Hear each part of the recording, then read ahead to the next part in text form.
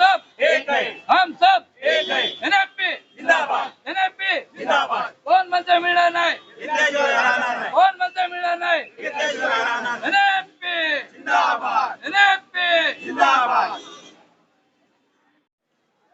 लोकहित में आप सभी का स्वागत है। इस वक्त मैं मौजूद हूँ सीएसटी पोस्ट ऑफिस जीपीओ के पास, जहां पर आज 9 तारीख 9 जुलाई में एक संप पुकारा गया था जो 25,000 करोड़ संप पे है। यहाँ पर भी पूरा पोस्ट ऑफिस संप पे है। हम यहाँ पे हमारे पदाधिकारी है, हम इनसे जानने की कोशिश करेंगी कि आपकी क्या मांग है और आप इस संप को कब तक खत्म करोगे। सर, आप अपना नाम बताइए। आज आमचा पूर्ण देश पातळीवरती all India postal employees union, RMS officer unions, TMO, mail motor service या सर्वांचा एक दिवसीय संप आहे। हा केंद्र सरकारने ज्या जाचक अटी आहेत आणि कामगार विरोधात त्या विरोधात हा आमचा आज एक दिवसीय संप आहे। पुढे आमचा बेमुदत पण संप होणार आहे। पण केंद्र सरकारने ज्या कामगारांचे 3 कायदे आहेत ते कायदे रद्द करण्यासाठी नवीन ज्या योजना येत आहेत त्या कामगार विरोधी धोरणाला विरोध करण्यासाठी हा आजचा संप केलेला आहे। जोपर्यंत सरकार आमच्या समोर नमत नाही तोपर्यंत आम्ही हे आंदोलन चालूच ठेवणार आहे आणि त्यासाठी आमचे जे काही प्रयत्न असतील ते आम्ही करत राहू आणि सरकारला आम्ही नमवण्याशिवाय राहणार नाही। सर, जैसे कि नरेंद्र मोदी कॉर्पोरेट के ऊपर ज्यादा ध्यान दे रहे हैं और सेंट्रल गवर्नमेंट पे ध्यान नहीं दे रहे, उस बारे में आप क्या बोलोगे? नाही, नरेंद्र मोदी कॉर्पोरेट पे कुछ केंद्र ज्यादा ही- सरकारी कर्मचाऱ्यांच्या पूर्ण विरोधात आहे। नरेंद्र मोदी केंद्र सरकारांच्या पूर्ण विरोधात आहेत। जे कर्मचारी आहेत केंद्र सरकारचे, आमचा 18 महिन्याचा DA त्यांनी कोरोना काळात त्यांनी गोठवलेला आहे। आमचा 18 महिन्याचा DA गोठवलेला आहे। त्याच्यानंतर आमचे जे आमच्या मागण्या होत्या त्या सगळं मान्य केंद्र सरकार आणि मोदी सरकार, महत्वाचं म्हणजे मोदी सरकार आमच्याकडे पूर्ण कानाडोळा करतोय केंद्र सरकार। दुसरी महत्वाची गोष्ट, मोदी सरकार हे फक्त राजकारण करतंय केंद्रीय कर्मचाऱ्यांबरोबर, याचाच आम्ही निषेध करतोय।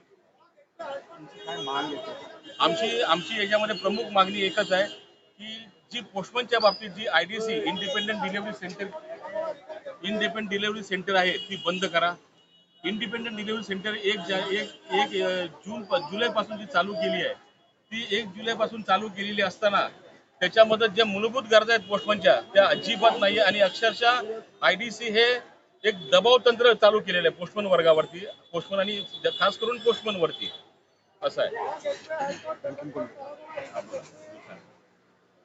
सर, आपका नाम बताइए। माझं नाव RM भिवसाने, मी R4 general circle secretary Maharashtra सर्कलचा प्रतिनिधी। त्यांना कळवितो की आजचा हा जो देशव्यापी संप आमच्या संघटनेने पुकारला आहे तो कामगारांच्या हितासाठी आहे।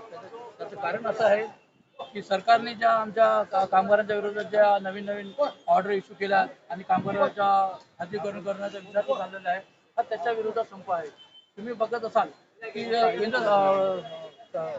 सुप्रीम कोर्टाने सुद्धा असा निर्णय दिला आहे की कामगारांना पेन्शन मिळाली पाहिजे।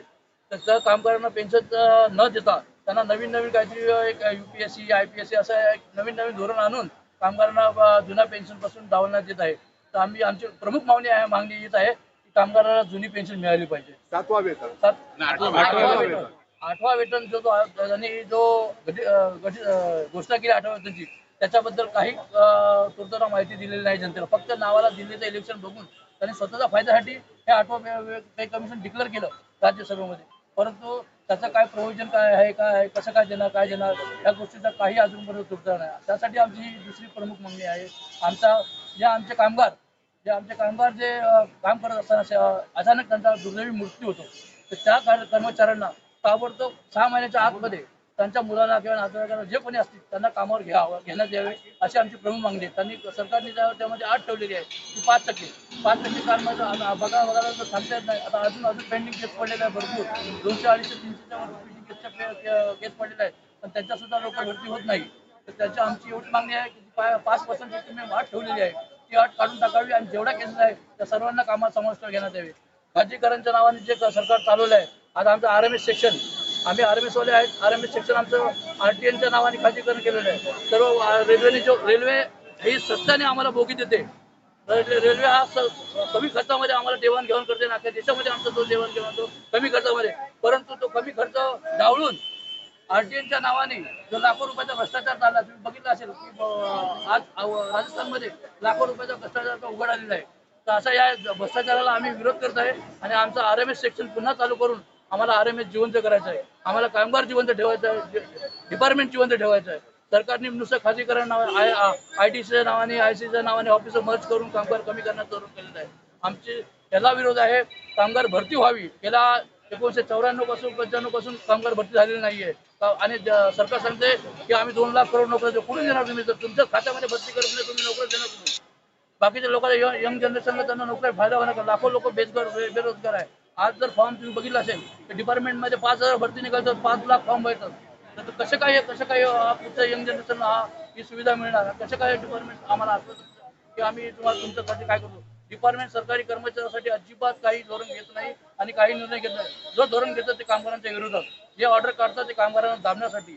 आजही तुम्ही बघितलं असेल की आज आम्हाला संप करायचा हौस नाही, पण सरकारच्या दबावामुळे आज आम्हाला संप करायला लागतो. आम्हाला काय परिवार नाही का? सर्वांना आपापला परिवार आहे, परंतु सरकारच्या धोरणाला आमचा विरोध व्हावा यासाठी आमच्या संघटनेने पुकारलेला आहे. आमच्या संघटनेबरोबर अजून 10 संघटना एकत्र येऊन हा संप पुकारलेला आहे आणि हा संप आम्ही 100% यशस्वी करणार अशी मी सर्कल सेक्रेटरी याच्या वतीने ग्वाही देतो. धन्यवाद.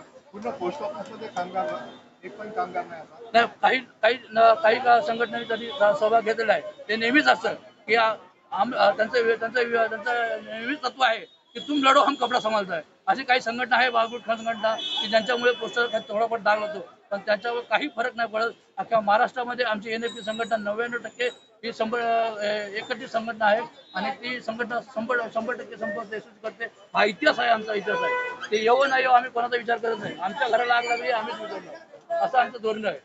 एवढं बोलून माझे 2 शब्द. धन्यवाद.